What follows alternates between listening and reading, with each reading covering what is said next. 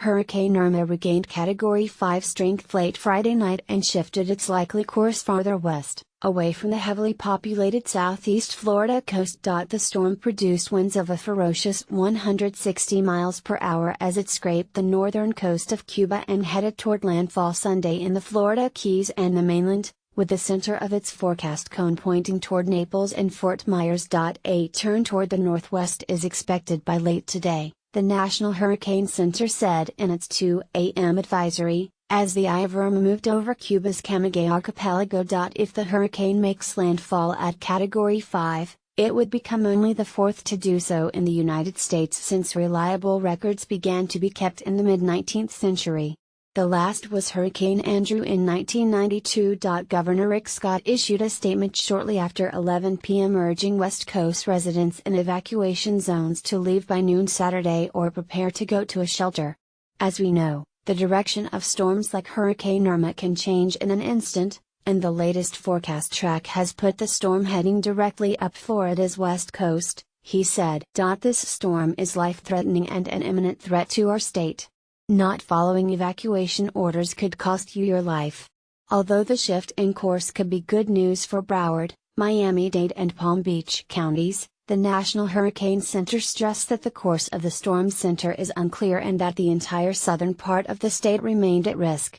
Irma is expected to make landfall in Florida as an extremely dangerous major hurricane, and will bring life-threatening wind impacts to much of the state regardless of the exact track of the center, the Hurricane Center said Friday. Wherever the center goes, conditions across South Florida are certain to deteriorate through Saturday from the huge hurricane, which stretches roughly 400 miles across. Dangerous winds, heavy rain and high waves will arrive gradually, as the outer bands start to roll over the state.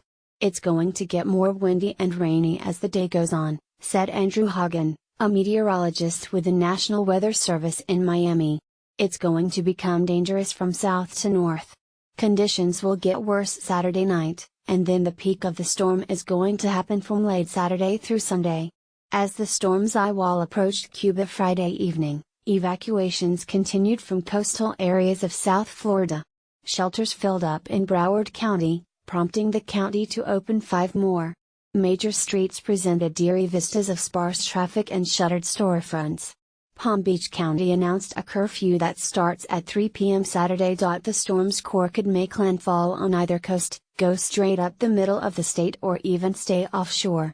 But wherever it goes, forecasters urged everyone who remained behind to stay off the streets Saturday, as the storm's first winds arrive. Although the latest news appears to be favorable for southeast Florida, forecasters said a small shift in the storm's course could bring ruinous winds to southeast Florida.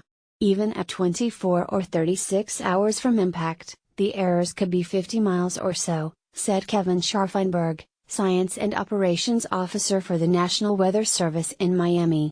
And right now 50 miles makes all the difference for the East Coast.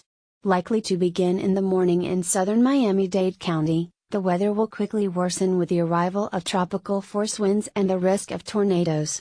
The current forecast calls for tropical force winds of 39 to 73 miles per hour by 8 a.m. in Miami-Dade County, a few hours later in Broward County and by 2 p.m. in Palm Beach County. For coastal residents, the storm surge could start arriving Saturday, as the hurricane's winds pile up water along the coast, temporarily raising the sea level by 5 to 10 feet and sending heavy waves towering on top of that. At highest risk for flooding are traditionally flood-prone areas such as Miami Beach, Brickell Avenue in downtown Miami and the Las Olas section of Fort Lauderdale, according to the National Weather Service. The rain threat appears worse on the southeast coast, with 8 to 12 inches of rain possible, and up to 20 inches in isolated areas, according to the Weather Service. Although this isn't on the scale of what Harvey brought to Texas, it's enough to cause serious flooding. The latest estimate of local wind speeds reduces the wind forecasts for South Florida. It calls for coastal Palm Beach County to possibly escape sustained hurricane force winds altogether, with winds of 55 to 70 and gusts to 90. Coastal Broward could see wind speeds of 60 to 80 miles per hour and gusts to 100. Coastal Miami-Dade could see Category 3 force winds of 105 to 125 miles per hour, with gusts to 165. A hurricane warning has been posted for nearly half the Florida peninsula, from Sebastian Inlet, just north of Vero Beach, to Anna Maria Island, just south of Tampa. Included are the Florida Keys and Lake Okeechobee,